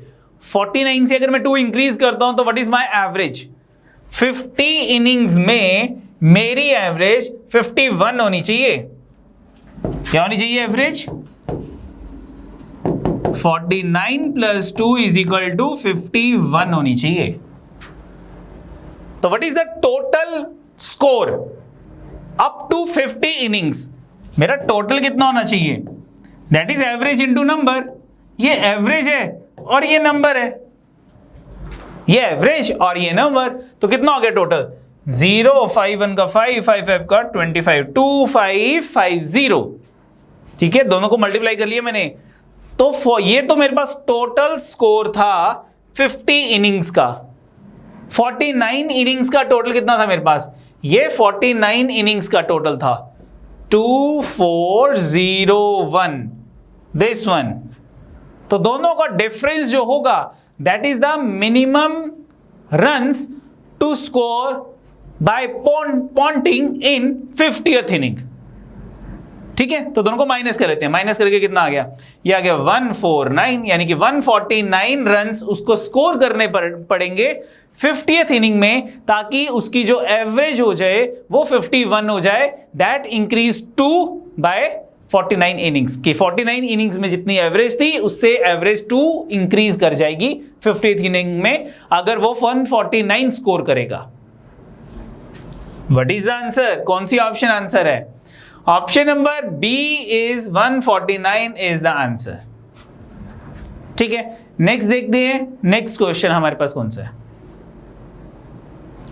Question number 17। The average weight of 20 four-wheelers is 180 kg। हमारे पास एवरेज दे रखी है 180 और नंबर दे रखा है 4 व्हीलर्स 20।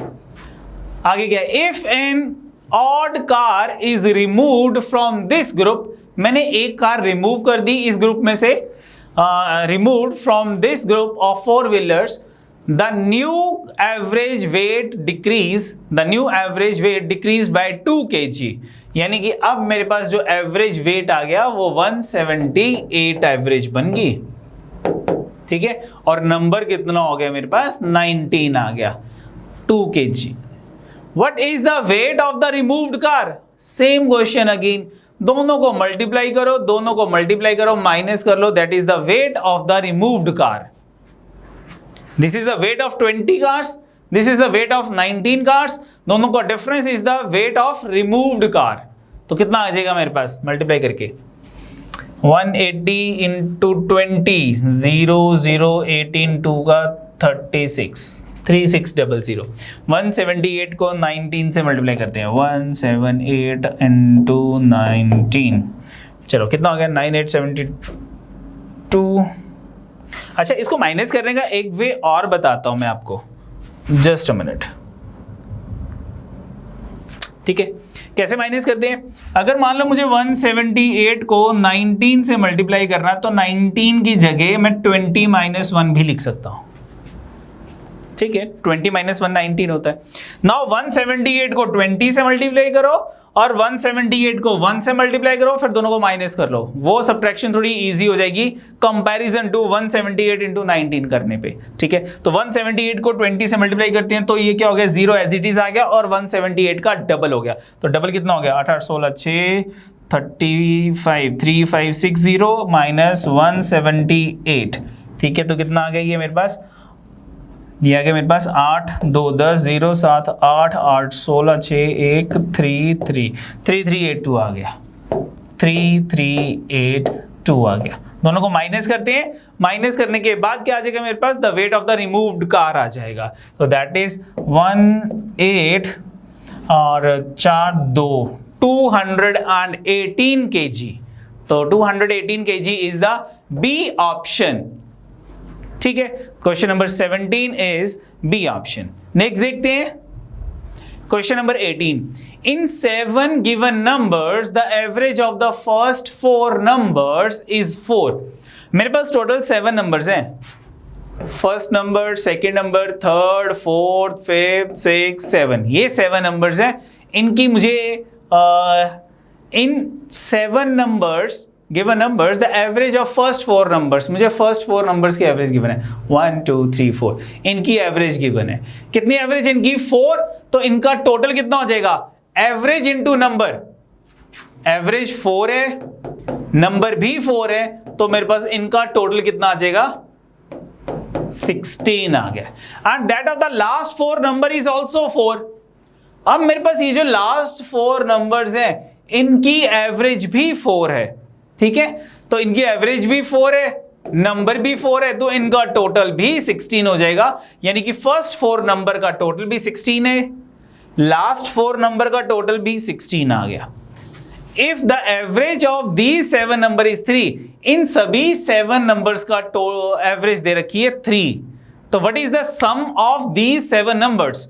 सम कितना हो जाएगा, sum is equal to average into number. ये 7 नंबर की एवरेज है और ये नंबर है, तो मेरे पास इन 7 नंबर्स का जो टोटल है वो 21 आ जाएगा। What is the 4th number? ये 4th नंबर क्या होगा?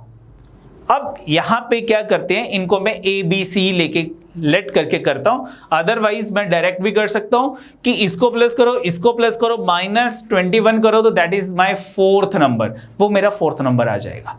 ठीक है, या तो सिंपल कर लो या मैं इनको ए बी सी लेके आपको बताता हूं कि अगर मैं कहता हूं कि my first number is A B, third is C, fourth is D, ये ई, ये एफ एंड जी।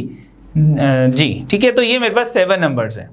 जब मेरे को कहा था कि फर्स्ट 4 नंबर का सम, तो क्या आ गया मेरे पास 16, यानी कि a plus B plus C plus D is equal to 16।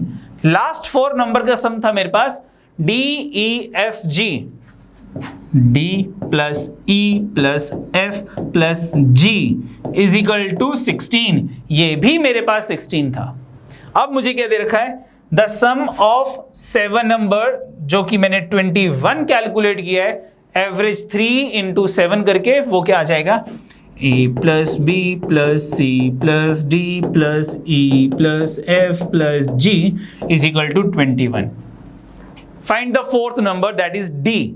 तो क्या करते हैं, इन 4 नंबर्स और इन 4 नंबर को अगर मैं प्लस करता हूं तो क्या आ जाएगा, A plus B plus C plus D plus D plus E plus F plus G, इनको प्लस कर लिया, minus A plus B plus C plus D plus F, sorry E plus F plus G, इनको minus कर लिया। तो मेरे पास क्या रह गया, a minus A, B minus B, C D, E F G minus के, E F G minus plus का। मेरे पास एक ही नंबर रिमेनिंग रह गया, दैट इज द डी। क्यों? क्योंकि जब मैंने a plus B plus C plus D किया था और d plus E plus F plus G किया था तो d 2 टाइम्स आ रहा था, तो 1 टाइम वो एलिमिनेट हो जाएगा, remaining value of d calculate हो जाएगी। तो value of d is 16 plus 16 minus 21, तो 16 प्लस 16 32 में से अगर मैं 21 माइनस करूंगा तो कितना आ जाएगा मेरे पास? 11 आ जाएगा। बोलो ठीक है। तो व्हाट इज द आंसर? कौन सी ऑप्शन हमारा आंसर होगी? D option 11 is the answer, D option. ठीक है, question number 19। Question number 19, there were 36 students in a hostel. The number of student increased by 4. The expenditure of the mess also increased rupees 32 per day. ठीक है, अगर हमारे पास पहले number of students कितने थे hostel में? 36 थे, ये नंबर गिवन था। ठीक है, and the number of student increased by 4, यानी कि अब न्यू नंबर कितना आ गया मेरे पास? New number is 36 plus 4 is 40 हो गई। The expenditure of the mess increase rupees 12 per day, while the average expenditure per head diminished by ₹1, लेकिन पर हेड एक्सपेंडिचर जो था वो ₹1 से डिक्रीज हो गया। Find the original expenditure of the mess. Let the original expenditure of the mess is ₹X, यानी कि मेरे पास जो टोटल एक्सपेंडिचर गिवन था, टोटल एक्सपेंडिचर वो मैंने X लेट कर लिया। ठीक है, अगर टोटल एक्सपेंडिचर मैंने X लेट कर लिया तो मेरे पास पर हेड एक्सपेंडिचर कितना हो गया? पर head expenditure total expenditure divided by 36। It mean जो टोटल एक्सपेंडिचर है वो 36 का मल्टीपल होना चाहिए। सबसे पहले 4 ऑप्शन में से देखते हैं कौन सी ऑप्शन 36 से डिविजिबल होगी। What is the divisibility rule of 36? Any number that is divisible by 4 and 9 is also divisible by 36। जो 4 और 9 से डिविजिबल होगा। क्या ये 4 से डिवाइड होता है? नो। क्या ये 4 से डिवाइड होता है? नो। क्या ये 4 से डिवाइड होता है? यस। क्या ये 4 से डिवाइड होता है? यस। क्या ये 9 से डिवाइड होता है? नो। क्या ये 9 से डिवाइड होता है? यस। 4 ऑप्शन में से only 1 option that is divisible by 9 and 4 is 648। तो मैं x की जगह लेट कर लेता हूं कि total expenditure of the mess is 648। ठीक है, तो टोटल एक्सपेंडिचर मैंने क्या लेट कर लिया? 648 डिवाइडेड बाय 36। 9 7 का 63, 9 2 का 18, 9 4 का 4 1 का 4 4 8 का 32, यानी कि पर हेड एक्सपेंडिचर जो है वो 18 रुपीज पर हेड आ गया। अब टोटल स्टूडेंट्स कितने हो गए? 40। अब पर हेड एक्सपेंडिचर कितना हो जाएगा? पर head expenditure that is 648 divided by 40। अच्छा, एक्सपेंडिचर भी इंक्रीज हो रहा है and the expenditure of the mess increase by 32 rupees, यानी कि 648 में 32 ऐड कर लेते हैं। तो 648 में 32 ऐड कर लिया। टोटल स्टूडेंट पहले 36 थे, वो 4 ऐड कर लिए हमने, तो कितना हो गया मेरे पास? ये आ गया मेरे पास 680 डिवाइडेड बाय 40। 0 से 0, 4 1 का 4 4 7 का 28। यस, पहले एक्सपेंडिचर पर हेड 18 रुपीज था, अब एक्सपेंडिचर पर हेड 17 रुपीज हो गया, यानी कि 1 रुपी जो था वो क्या हो गया? इंक्रीज हो गया। ठीक है, मुझको क्या दे रखा था? यही दे रखा था, while the average expenditure per head diminished by ₹1। पहले 18 रुपीज था, अब 17 रुपीज हो गया, यानी कि 1 रुपी डिमिनिश हो गया। तो what is my answer? B option 648 is the answer. Okay, next देखते हैं question number 20th। The average salary of all the workers of an office is ₹2000. All the workers 2000. All the worker, अगर मैं इसे combined average भी कह सकता हूं। The average salary of the officer is ₹4000, और ये all का था, और officers की कितनी एवरेज है? 4000। ये ऑफिसर की एवरेज सैलरी है। And the salary of rest of the staff is ₹1250, और average salary of rest of the staff is 1250. What is the total number of workers would be? मेरे पास total number of worker calculate करने हैं। Let the officer be x and the rest of the staff be y। Officer x मान लिए, rest of the staff y मान लिया, और total staff कितना हो गया, x प्लस y हो गया। कंबाइंड एवरेज कैलकुलेट कर लेते हैं। What is the combined average? Average officer into number